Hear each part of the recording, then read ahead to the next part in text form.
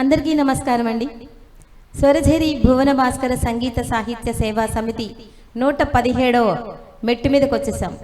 మరి ఎంత శుభదినం ఈరోజు.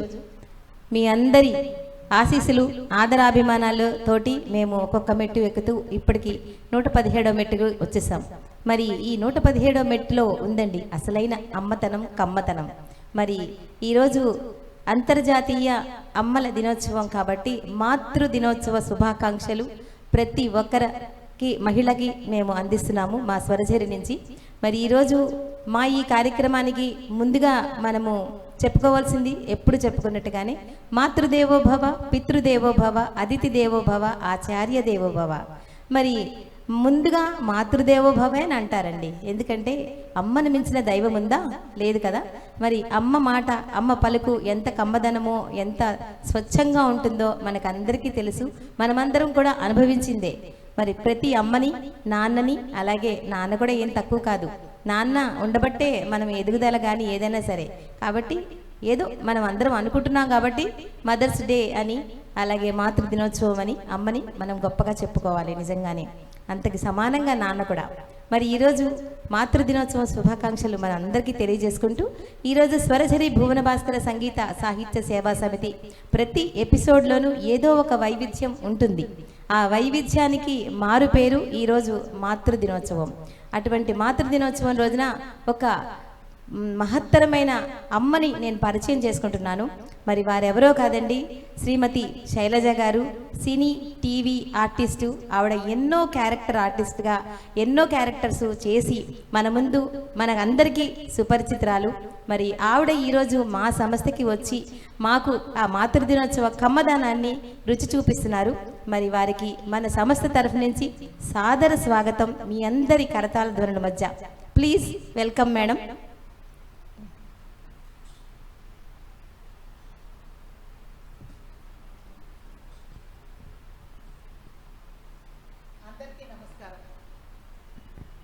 ఈ సముద్రంలోకి నేను కూడా ఒక నీటి బిందువులాగా వచ్చాను. సో ఇది ఈ పేరు కూడా చాలా బిగ్ పేరు, స్వరఝరి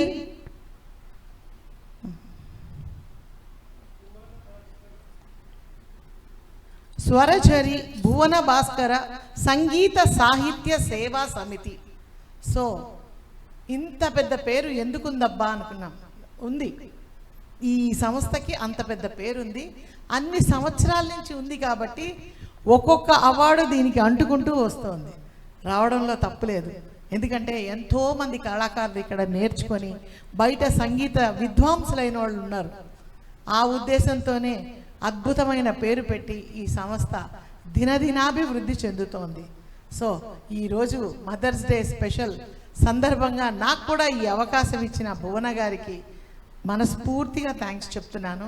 మీ అందరి ముందుకు వచ్చినందుకు మీకు కూడా ఎవ్రీ మదర్కి థ్యాంక్స్ చెప్తున్నాను.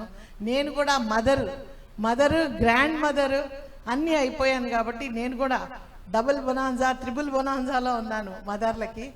థ్యాంక్ యూ అండి అందరికీ. చెప్పండి భువన గారు. ముందుగా మీకు స్వాగత సుమాంజలుడు madam. Thank you very much. ఈరోజు మా సంస్థ ఎంతో ఎంతో అదృష్టం చేసుకుంది అని అనుకుంటున్నాను.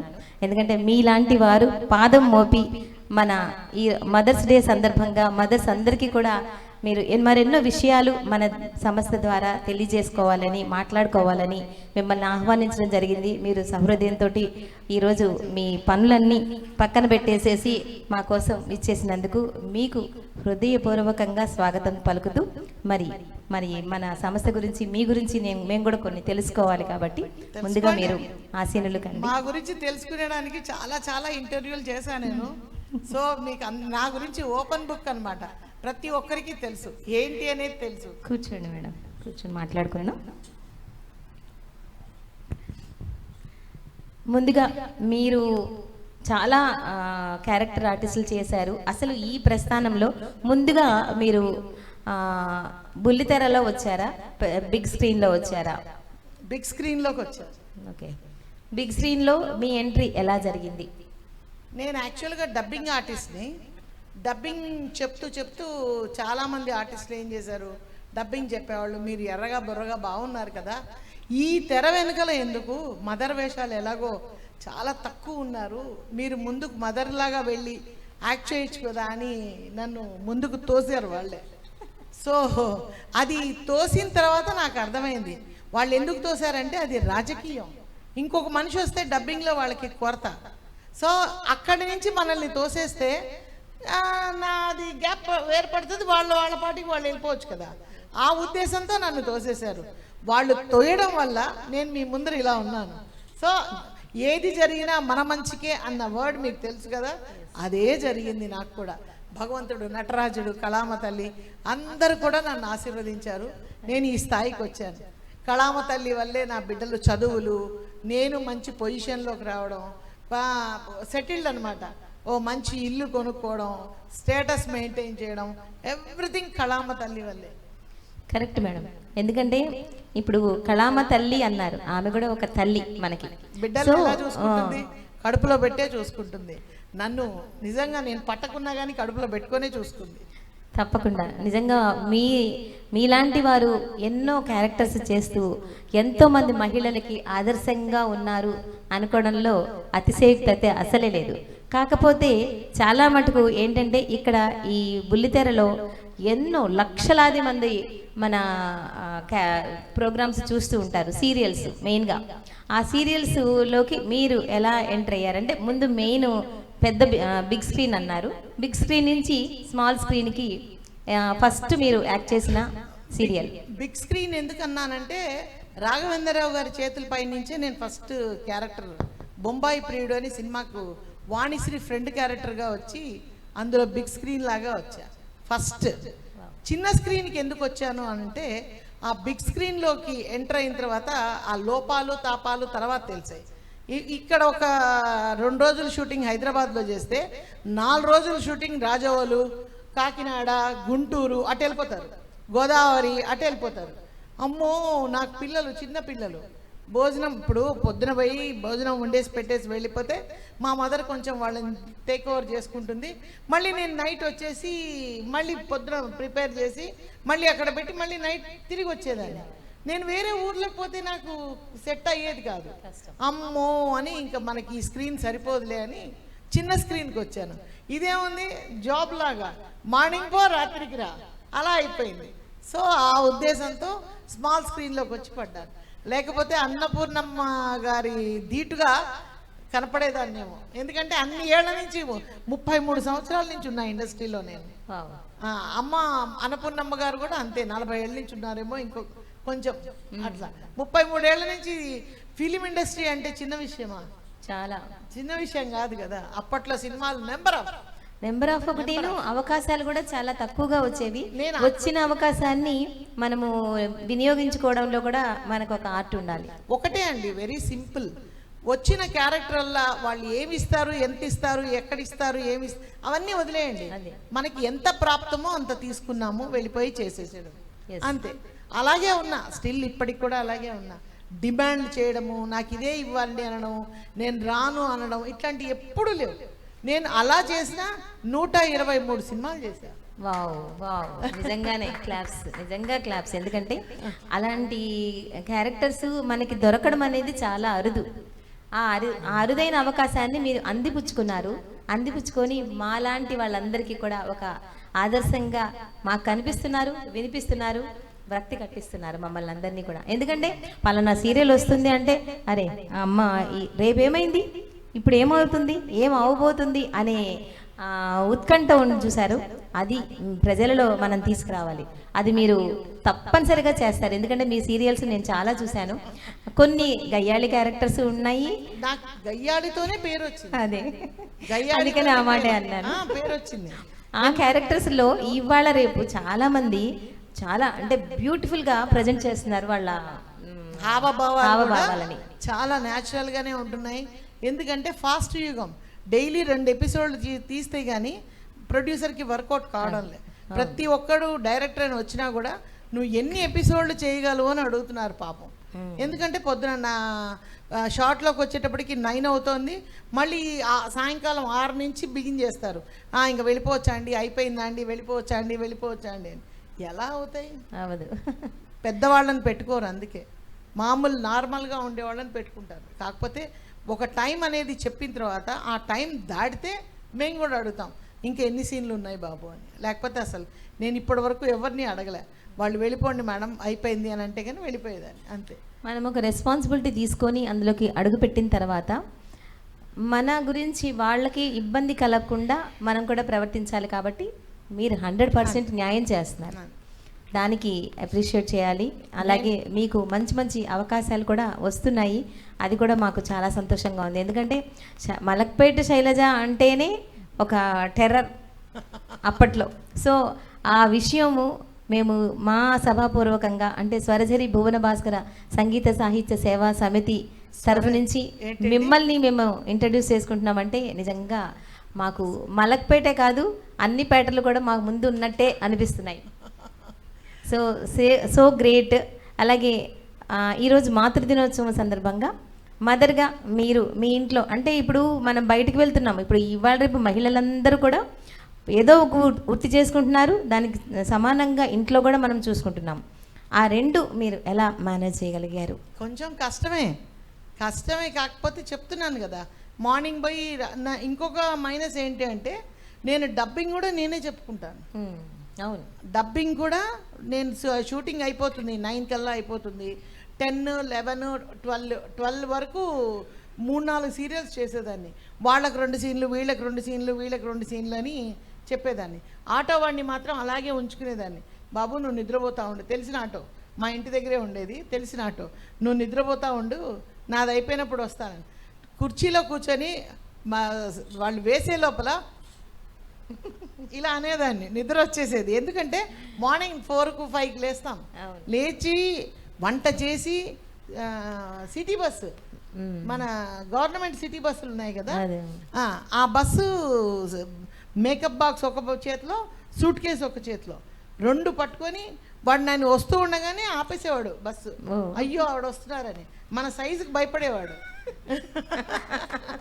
సైజుకి భయపడేవాడు. మా ఆయన అక్కడి నుంచి అక్కడ దాకా అంటే రోడ్డు దాటితే మాకు బస్ స్టాండ్, మా ఆయన ఆ రోడ్డు కూడా పాపం ఆయన బండి మీద ఎక్కించుకొని వచ్చి బస్ స్టాప్లో వదిలేవాడు. స్టిల్ ఇప్పుడు మా పిల్లలు నేను ఒక పొజిషన్లోకి వచ్చిన తర్వాత నా కార్లో నేను లగేజ్ పెట్టుకొని ఒక అసిస్టెంట్ మెయింటైన్ చేస్తూ నేనే తోలుకుంటూ నేను వెళ్తున్న రోజుల్లో నేను వేరే ఆలోచించను, నేను బస్సు ఎక్కింది అదే గుర్తు చేసుకుంటూ నవ్వుకుంటూ వెళ్తా. తొలి మెట్టుని ఎప్పుడు మర్చిపోకూడదు అంటారు. నిజంగా మీరు మొదటి మెట్టు ఎక్కడంలో ఉన్న మొదటి మెట్టు ఎక్కిన తర్వాత పై మెట్టు మర్చిపోకూడదు. ఎస్, అందుకనే మేము ప్రతిరోజు కూడా తొలి మెట్టు నుంచి ఈరోజు ఏ మెట్టు దగ్గర ఉన్నామో ఆ మెట్టు మీద ఉన్న వాళ్ళందరినీ కూడా గుర్తు చేసుకుంటూ ఉంటాము. అలాగే మా సంస్థకి వచ్చి చాలామంది ఇంటర్వ్యూస్ ఇచ్చారు. అందులో ఈరోజు మా సౌభాగ్యం చాలా బాగుంది. మదర్స్ డే సందర్భంగా మీరు రావడం అనేది ఇంకా అందంగా మా ఫ్రేమ్ కనపడుతుంది ఈరోజు. ఇంకా ఏంటంటే మీరు చేస్తున్న క్యారెక్టర్స్ ఇప్పుడే చెప్పారు మీరు ఒక మాట, ఒక్క రోజున 4 సీరియల్స్లో చేస్తుంటాను అని అన్నారు. మరి అప్పట్లోనే మీరు చేస్తున్నప్పుడు ఇందులో కొన్ని డైలాగ్స్ ఒక రకం క్యారెక్టర్ ఉంటుంది, అలాగే డిఫరెంట్ క్యారెక్టర్స్ డిఫరెంట్ డైలాగ్స్ ఉంటాయి. అప్పుడు మీరు ఏమన్నా కన్ఫ్యూజ్ అయ్యేవారా? ఏమీ లేదు, స్క్రీన్ పేపర్ ఏది వస్తే దానికి మనం మాడ్యులేషన్ తిరిగిపోతాం అంతే. భూమి గుండ్రంగా ఉంది అన్నట్టు మనము ఆ పేపర్కి గుండ్రంగా తిప్పుకొని చేసేయడమే. నిజంగా అమ్మ మల్టీ టాలెంటెడ్, ఇంకా ఏమేమి ఉన్నాయో ఆ మల్టిపుల్ యాక్టింగ్, అలాగే మల్టిపుల్ వేరియేషన్స్ చాలా చూశాను, నేనే చూశాను. ఒక సీరియల్ చూస్తున్నాము, ఇంకొక సీరియల్ చూస్తున్నామంటే డెఫినెట్గా అందులో క్యారెక్టర్స్ మారిపోతాయి.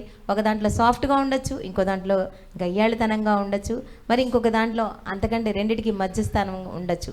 మరి అన్నిటిని కూడా మీరు మేనేజ్ చేసే ఇంతమంది హృదయాలని దోచుకున్నారు అంటే నిజంగా రియల్ అమ్మ మీరు నిజంగా. అందుకు మాత్రం మరొకసారి ధన్యవాదాలు. ఇంకా మీ గురించి మేము తెలుసుకోవాలి కాబట్టి కొంచెం బ్రీఫ్గా చెప్పండి, ఎందుకంటే మీరు చాలా క్యారెక్టర్స్ చేశారు, నేను చూశాను టీవీ సీరియల్స్ పరంగా కానీ సినిమాలు కానీ. ఇప్పుడు ప్రస్తుతం తెలంగాణ శకుంతల గారి క్యారెక్టర్ ఒకటి చేస్తున్నాను, శివారెడ్డి గారు ప్రొడ్యూసర్, దానికి వాళ్ళ తమ్ముడు హీరో బాబు, ఆ అబ్బాయికి నానమ్మ క్యారెక్టర్. త్రూ అవుట్ మూవీ అది. Okay. తెలంగాణ శకుంతల లాగా తెలంగాణ లాంగ్వేజ్, టోటల్గా తెలంగాణ. మనకు అసలు తెలంగాణనే టచ్ లేదు. అవును. అంటే నేను పుట్టింది నెల్లూరు, పెరిగింది హైదరాబాదు, అత్తగారు రాయలసీమ.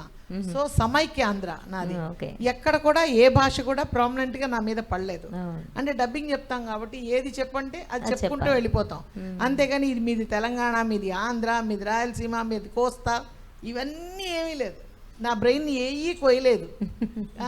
అలా అలవాటు అయి ఉన్నది. కానీ ఇప్పుడు స్టిల్ తెలంగాణ యాక్సెంట్ అనమాట. వాళ్ళ కరీంనగర్ ఆ పక్క మాట్లాడే భాష టోటల్గా అది పెట్టి చేస్తున్నారు. నేను చెప్పే వాళ్ళకి డబ్బింగ్ కూడా నేనే చెప్తాను, వేరే వాళ్ళకి. అంటే అక్క నువ్వు బ్రహ్మాండంగా చెప్తున్నావు, ఆ స్లాంగ్ తగ్గ వాయిస్ కూడా నీకు తిరుగుతోంది, చాలా బాగుంది, నువ్వే చెప్దు లెక్క అని అన్నారు. మా కోసం ఒక డైలాగు ఆ సినిమాలోది. అందులోదా తెలంగాణ కాబట్టి వినాలని ఉంది మాకు. అలా లీక్ చేయొచ్చో లీక్ చేయకూడదో తెలియదు. ఏం కాదులేండి, ఇది సరదాగా చెప్పుకునేదేగా. ఓ పోరి ఏంది గా ముఖమేంది, గా నీ మూతి ఏంది, పైసలకు ఒకడు, ఇన్స్టాగ్రామ్కి ఒకడు, ఇంటికి ఒకడా? ఇగో నువ్వు సక్కంగా లెక్క పైసలు ఇవ్వకుండా ఇక్కడి నుంచి చెక్ చేసినావు అనుకో, నీ ఇంటికి వచ్చి లొల్లి లొల్లి చేస్తావిట. ఏమనుకున్నావో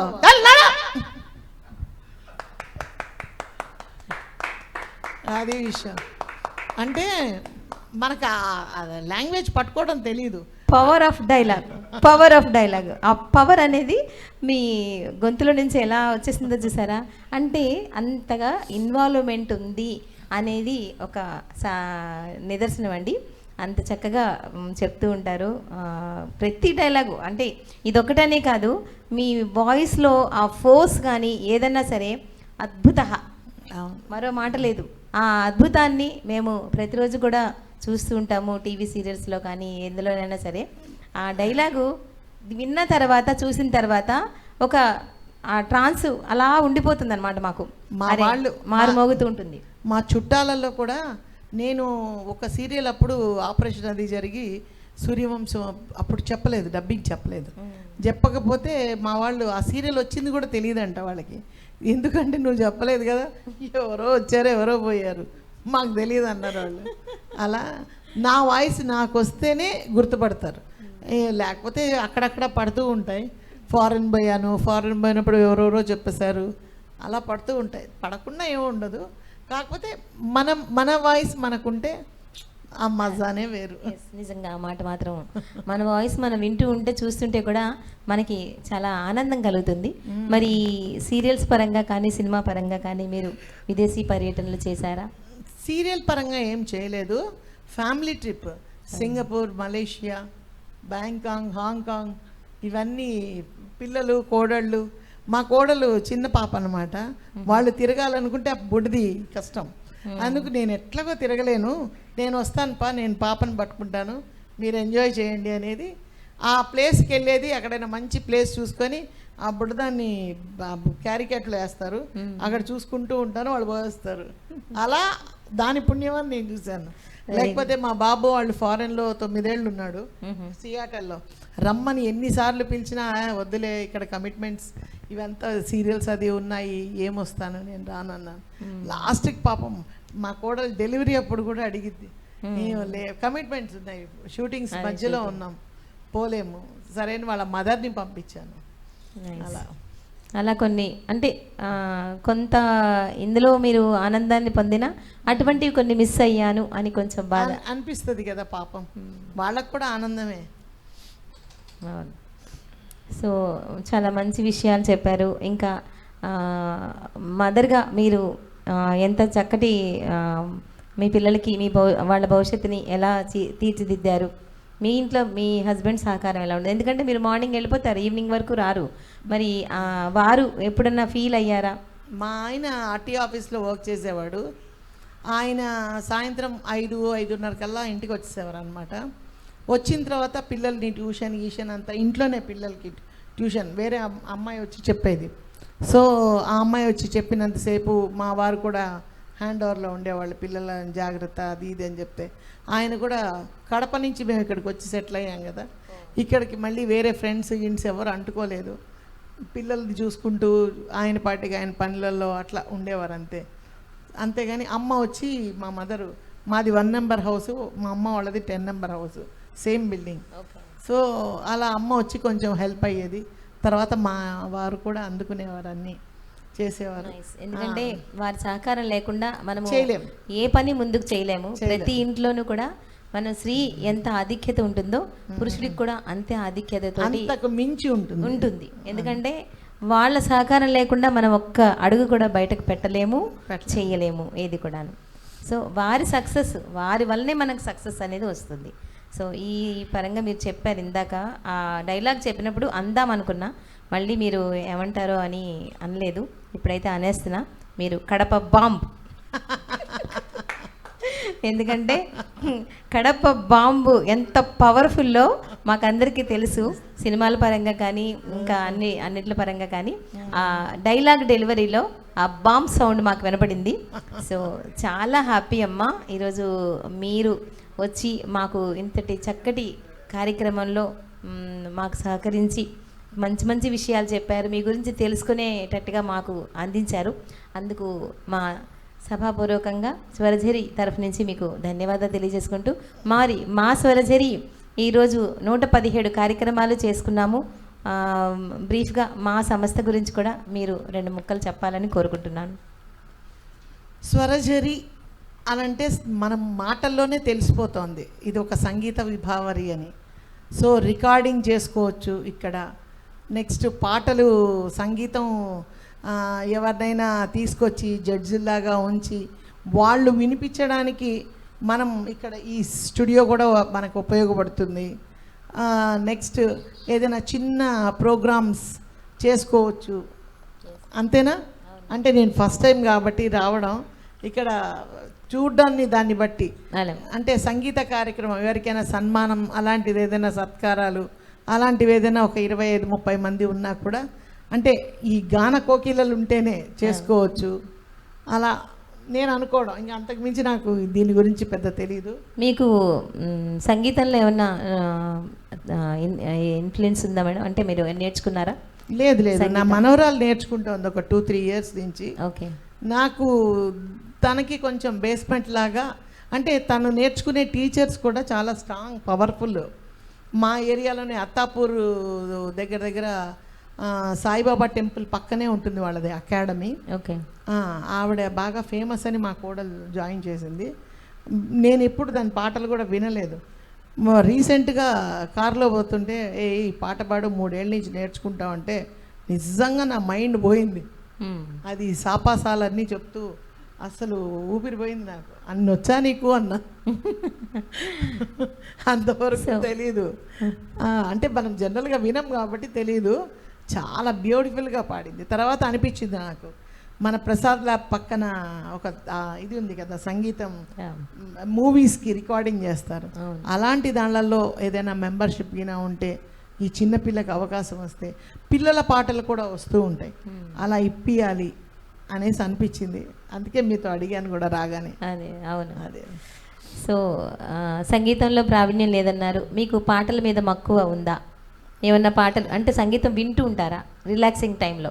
నేను దగ్గర 700 పాటలు పాడాను. 700 పాట ఒకటే పాట. గుండు హనుమంతరావు గారితో స్టేజ్ ఎక్కి బూరెలుండేదా ఆ పాట పాడాను 700 సార్లు. ఎందుకంటే 700 పైన ప్రోగ్రామ్స్ చేశాను. ప్రతి స్టేజ్ మీద హనుమంతరావు సారు మా ఊర్లో ఒక పడుచుంది దెయ్యం అంటే భయం అన్నది అని ఆయన పాడేవాడు. ఆ పాట తర్వాత ఈ పాట పాడిచ్చేవారు. అలా ఆ పాట పాడడం అనమాట. గొల్లుమని నవ్వేవాళ్ళు జనాలు. సరే, మా గురించి కూడా ఒక్కసారి పాడండి అమ్మా ప్లీజ్. ఆ పాట పాడండి. ఏం బాగుంటుందండి ఆ పాట? బాగుంటుంది, మేము కూడా విన్నాము. అయితే ఇప్పుడు మా సమక్షంలో మా స్వరజరిలో అంటే మీరు కూడా పాడితే బాగుంటుందండి. కరెక్టే, కౌంటర్ ఉండాలి. అంటే ఇలా తాళం వేయమంటారా? తాళం కాదు, ఇప్పుడు మెయిల్ వాయిస్ ఫీమేల్ వాయిస్ కదా, నాది ఫీమేల్, మెయిల్ వాయిస్ ఆడ నుంచి రావాలి. నేను వాడతాను. ఎలా అండి రిహార్సల్ లేకుండా దాన్ని పాడే? అంటే మీరు ఆల్రెడీ పాడున్నారు కాబట్టి నేను పాడేస్తాను. మీరు పాడేయండి. బూరెలుండేదా అల్లుడా గారెలుండేదా, బూరెలుండేదా అల్లుడా గారెలుండేదా, బూరెలైతే బుసబుసమంటాయి గారెలండమ్మి నాకు ఎంతో ఇష్టం అమ్మి అంటారా? అది కాదు. బూరెలైతే బుసబుసమంటాయి గారెలుండత్త నా మీదెంత ప్రేమత్త. కోణ్ణి కోసేదా అల్లుడా మేకను కోసేదా, కోణ్ణి కోసేదా అల్లుడా మేకను కోసేదా. మేకైతే మెమ్మే అంటది కోడి కొయ్యత్త, కొక్కరకో అంటది అత్త. గౌనేసేదా అల్లుడా చీర కట్టేదా, చీరైతే సిక్కుల పడతది గౌనేయత్త నా మీదెంత ప్రేమత్త. అల్లుడు నువ్వు మా ఇంటికి వచ్చినప్పుడు చాపేసేదా అల్లుడా పరుపేసేదా. అతోయ్ సాపైతే సర్రం జారుతుంది పరుపెయ్యత్తా అని అనేవాడు. లాస్ట్కి పిల్లను పంపేదా అల్లుడా నేనే వచ్చేదా అంటే, పిల్లైతే అల్లరి చేస్తది నువ్వే రాత్త అంటే మామ కాళ్ళిర కొడతాడు అల్లుడు అనేది. ఈ ఎండింగ్ ట్విస్ట్ మాత్రం సూపర్గా ఉంది. అసలు ఈ పాట నేను విన్నాను, కానీ మీతో పాడించుకోవాలని ఒక చిన్న ఆశతోటి అడగడం జరిగింది. మీరు కూడా చాలా చక్కటి సపోర్ట్ని అందించి మాకు మా ఈ కార్యక్రమాన్ని అద్భుతమైన పెర్ఫార్మెన్స్ చేశారు మేడం. మీకు హృదయపూర్వకంగా ధన్యవాదాలు తెలియజేసుకున్నాము. స్వరసరి భువన భాస్కర సంగీత సాహిత్య సేవా సమితి తరఫు నుంచి మీకు అనేక ధన్యవాదాలు. ఇప్పుడు మనము మహిళా దినోత్సవం సందర్భంగా మంచి కార్యక్రమం కోసం అమ్మ వచ్చారు. సో ఆ కార్యక్రమంలోకి వెళ్ళిపోదాం. ధన్యవాదాలు. థ్యాంక్ యూ వెరీ మచ్ అండి యూట్యూబ్ ప్రేక్షకులు అందరికీ థ్యాంక్ యూ. అలాగే ఈరోజు మా ఈ కార్యక్రమం శారదా స్టూడియో లైవ్ కార్యక్రమము ఇప్పటి వరకు జరిగింది, ఫర్దర్గా కూడా మళ్ళీ జరుగుతుంది. ఇంతటి చక్కటి అవకాశాన్ని మాకు కల్పించిన శారదా స్టూడియో యాజమాన్యం అందరికీ కూడా హృదయపూర్వక కృతజ్ఞతలు. లైవ్ చూస్తున్న మీ అందరికీ కూడా లైక్ చేయండి, షేర్ చేయండి, అలాగే అమ్మ మాటలు అందరికీ వినిపించండి. Thank you.